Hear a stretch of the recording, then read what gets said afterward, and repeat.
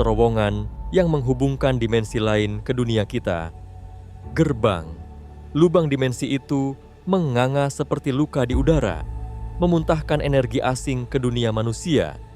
Di dunia yang terus dikepung teror dari dimensi lain, muncul para pejuang takdir. Mereka yang berani menghadapi monster paling mematikan.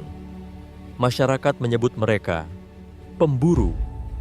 Tapi hanya sedikit yang tahu, setiap pertaruhan nyawa mereka adalah garis tipis antara kehancuran dan keselamatan umat manusia.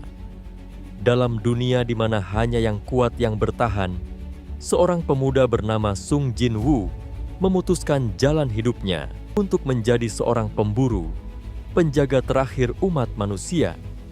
Sung Jin-woo bergumam sambil meremas tangannya, "Hari ini, aku akan melampaui batasku lagi." Namun kebenarannya pahit. Sung Jin-woo hanyalah pemburu peringkat E, terjebak di lapisan paling bawah hierarki dungeon.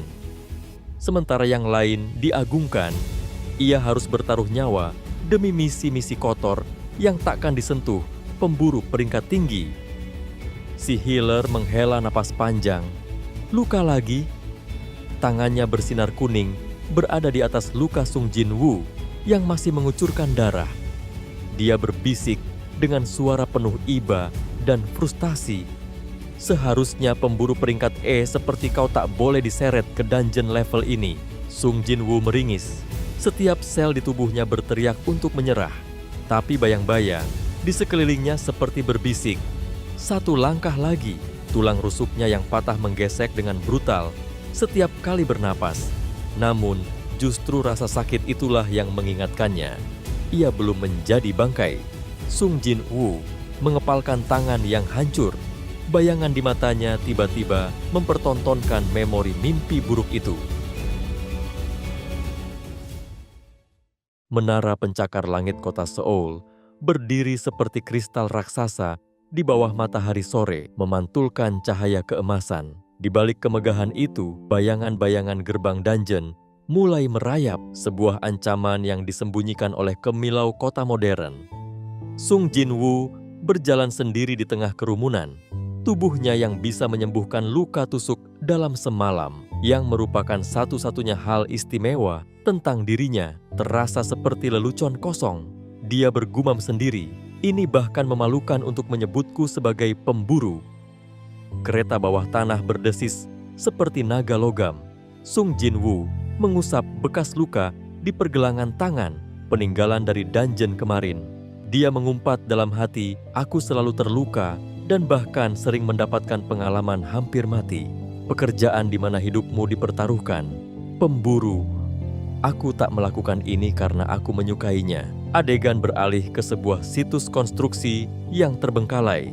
Di antara crane dan beton yang belum jadi, sebuah gerbang dungeon muncul. Seperti luka di udara, warnanya ungu kehitaman. Sung Jin-woo sudah sampai ke lokasi gate dan memandangi antrean truk makanan. Tempat para pemburu yang akan melakukan raid seperti dirinya berkumpul. Pedagang truk makanan itu menyodorkan kopi panas kepada seorang hunter yang bernama Kim dan mengucapkan semoga beruntung dalam penyerangan dungeon yang akan dilakukan oleh mereka hari ini. Namun tiba-tiba ada teriakan yang memanggil namanya. Hal itu membuat Kim menoleh cepat. "Bak!" balas Kim. Bak yang kini gemuk dengan seragam yang sudah ketat, jauh dari bentuk fisik seorang hunter aktif. Mereka pun bersalaman.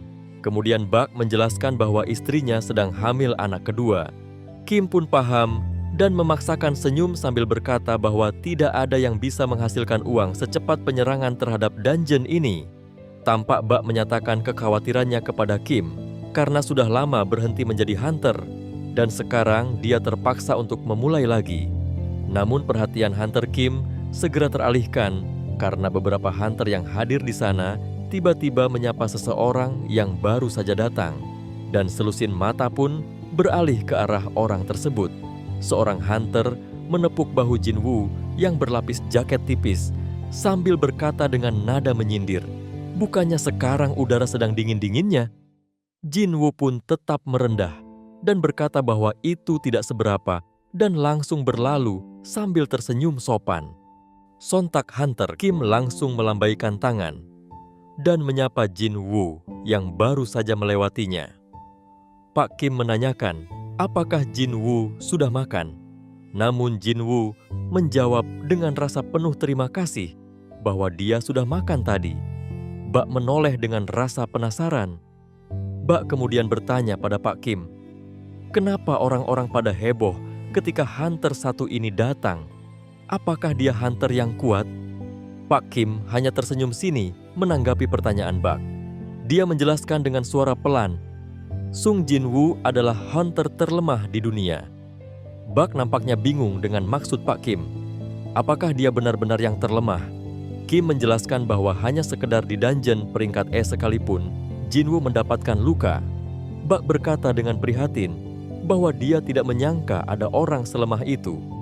Yang tidak diketahui Kim dan Bak, Jin Woo dapat mendengar percakapan mereka berdua. Dan lagi-lagi, Jin Woo hanya bisa menghela nafas, seolah-olah membenarkan ucapan mereka berdua. Memutuskan untuk terus berlalu, Jin Woo kemudian menghampiri truk makanan yang sudah dia lihat tadi.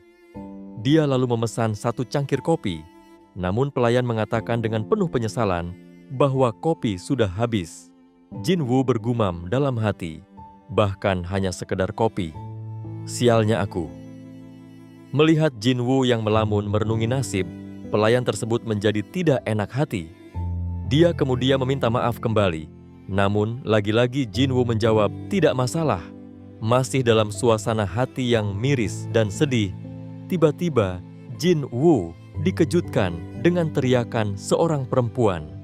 Suara bernada campuran antara marah dan kepedulian itu menanyakan kenapa terdapat luka-luka di tubuh Jin Woo. Ternyata pemilik suara itu adalah seorang hunter wanita yang bernama Jeu Hee. Jin Woo berusaha mengalihkan topik pertanyaan yang Ju Hee lontarkan tadi. Namun, Ju Hee tetap bersikeras membahas luka-luka Jin Woo. Jin Woo berdalih bahwa dia lupa kapan dia mendapat luka-luka itu. Namun, sepertinya Ju Hee merupakan wanita yang keras kepala dan terus mengejar jawaban dari Jin Woo. Akhirnya mereka berdua mencari tempat untuk ngobrol. Di situ, Jin Woo mengakui bahwa dia baru saja mendapatkan luka-luka itu, dan karena itu, dia harus sampai ke rumah sakit. Jin Woo menjelaskan kepada Ju Hee bahwa dia mendapat luka-luka tersebut pada saat melakukan raid di dungeon peringkat E. Ju Hee pun heran kenapa hal tersebut bisa terjadi. Jin Woo menjelaskan bahwa semua peserta raid pada saat itu terdiri dari hunter peringkat tinggi. Oleh karena itu, mereka tidak membawa hunter bertipe healer di grup mereka. Ju Hee pun mempertanyakan keputusan mereka. Ju Hee berkata bahwa keamanan pada saat melakukan raid tidak dijamin oleh tingginya level hunter yang ikut. Jin Woo berpendapat bahwa permasalahan bukan ada pada mereka, namun dirinya saja yang lemah. Mendengar jawaban Jin Woo yang pasrah, Ju Hee pun hanya bisa menarik napas panjang. Jin Woo tiba-tiba berdiri dan tampak bersiap-siap. Ternyata, semua hunter sudah berkumpul di depan gate. Mereka tampak sudah siap akan berangkat. Sebelum para pemburu itu memasuki dungeon, seorang hunter maju ke depan dan berpidato.